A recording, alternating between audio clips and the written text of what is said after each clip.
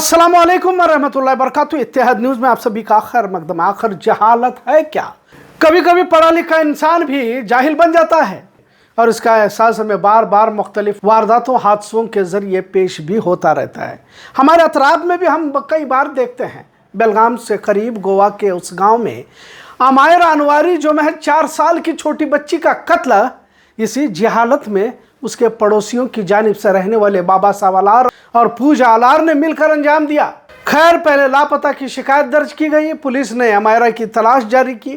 आखिर में CCTV footage को खंगाला गया तो 4 साल की मासूम अमायरा पड़ोस के घर में तो गई पर बाहर नहीं आई। जब शक की बुनियाद पर बाबा साहब और उसकी बीवी पूजा की पूछताछ पुलिस की जानिब से अंजाम दी गई तो जो हकीकत सामने आई वाकई हैरान कर देने वाली थी। वैसे भी गोवा को पढ़े लिखे लोग इस तरह की शनाख्त इस गांव की हो चुकी है कि इस शहर के आज भी किस तरह जहालत इस समाज में कूट कूट कर भरी हुई है, इसका अंदाज़ा महज इस वारदात से आ जाता है। हमने कल भी कहा था कि जुर्म का कोई मजहब नहीं होता। अगर इसे भी हिंदू मुस्लिम की तरह देखना मतलब किसी का जहनी दिवालिया ही कह सकते हैं। रमज़ान का मुबारक महीना जारी है। अब उस बच्ची को चॉकलेट के बहाने घर में बुलाया गया ऐसा बताया जा रहा है। फिर उस बच्ची का बेरहमी से कत्ल किया गया और उस बच्ची की लाश को जमीन में दफन करके ऊपर बाट ठप रखा गया। पुलिस को शक हुआ क्योंकि खुदाई और मिट्टी ताजी लग रही थी। मियाँ बीवी को हिरासत में लिया गया है। बाबा साहब और पूजा ने अपने बयान में बताया कि इनके यहाँ शादी होकर बरसों गुजरे, बच्चा नहीं था। पड़ोस में अमायरा, इसकी एक और बहन और वालिदैन इस तरह रहते थे। अड़ोस पड़ोस में बच्चे आ जाया करते थे। बाबा साहब और पूजा को बच्चे न होने की फिक्र खाई जा रही थी और इसी फिक्र और परेशानी के चलते किसी तांत्रिक बाबा के राब्ते में ये आ चुके थे। बाबा ने तमाम परेशानियों का हल किसी मासूम के कत्ल करने से निजात मिल सकती है ऐसा बताया।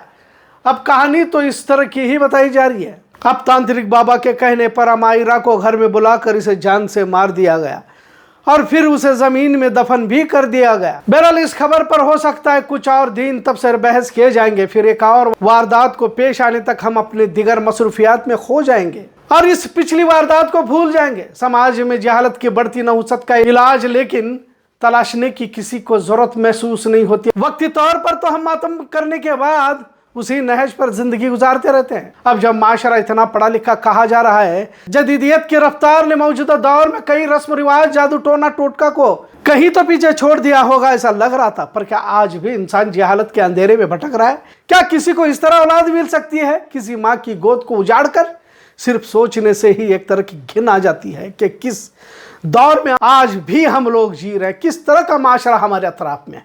बाबागिरी को जहालत ही से फरोग मिलता है। इंसान की जिंदगी खामो पेच नशब व फराज से होकर गुजरती है और अगर कोई मुसलमान है तो उसकी जिंदगी तो बिल्कुल एक नज्म जब्त में गुजारनी पड़ती है और गुजारनी चाहिए। लेकिन बाबागिरी, झूठ, फरेब, धोखा, अल्लाह रसूल के नाम पर बेवकूफ़ बनाने वालों की तादाद भी कुछ इस समाज में कम नहीं है। जब नशब व फराज जिंदगी के मराहिल है तो तकलीफ के बाद राहत कानून कुदरत भी है। इंसान को सब्र और शुक्र से काम लेना होगा। किसी बाबा के पास जाकर औलाद नहीं हुआ करती।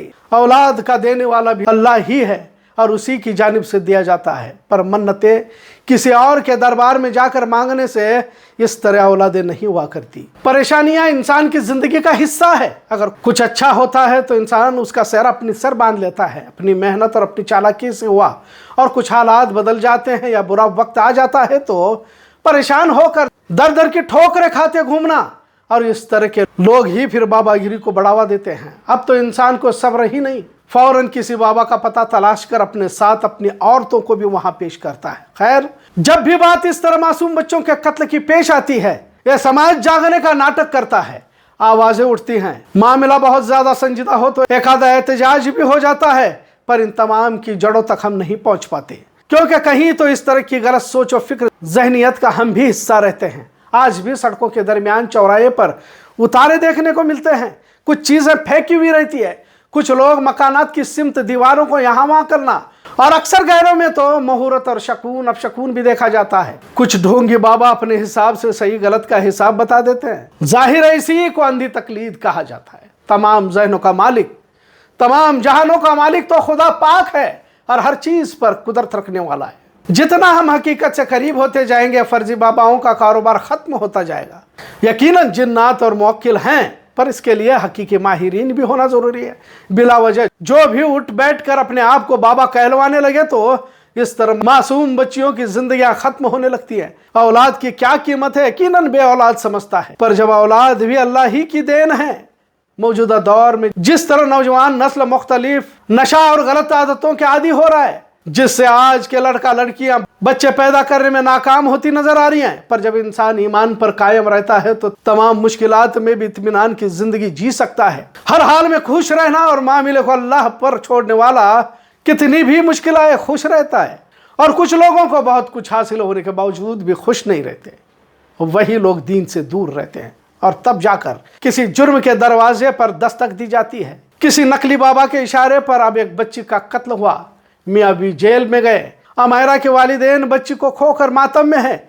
इस तरह एक जिंदगी कईयों को मुतासिर कर देती है। पर बात तब और भी ज्यादा अहम और संजीदा बन जाती है जब इस जदीद दौर में कुछ पढ़े लिखे लोग भी जहालत के जाल में फंस जाते हैं और इस तरह की हरकत को अंजाम देते हैं। कुछ तंजीमें हैं अंधश्रद्धा यानी अंधी तकलीद के खिलाफ मुहिम चला रहे हैं। इस्लाम के बुनियाद में ही एक खालिक का तसव्वुर है और तमाम अच्छी और बुरी चीज़ें अल्लाह ही की तरफ से आती हैं। सब्र और शुक्र का फार्मूला इसीलिए दिया गया है और नबियों की जिंदगियों को खोल खोल कर इसलिए बयान किया गया, किसी तरह की शिकायत शक व शुबात न पैदा हो। इंसान का पढ़ लिख कर भी जाहिल होना इस बात की दलील है कि सिर्फ किताबी इल्म हासिल करके ऊंचे ओहदे पर तो फाइज हो सकता है, पर अच्छा इंसान बनने के लिए दीन की जरूरत है और इसी में दुनिया और आखिरत की कामयाबी है, इतना जरूर। आज का मौजू कैसा लगा इस पर जरूर कमेंट करें। इत्तेहाद न्यूज़ देखने के लिए शुक्रिया। अल्लाह हाफिज।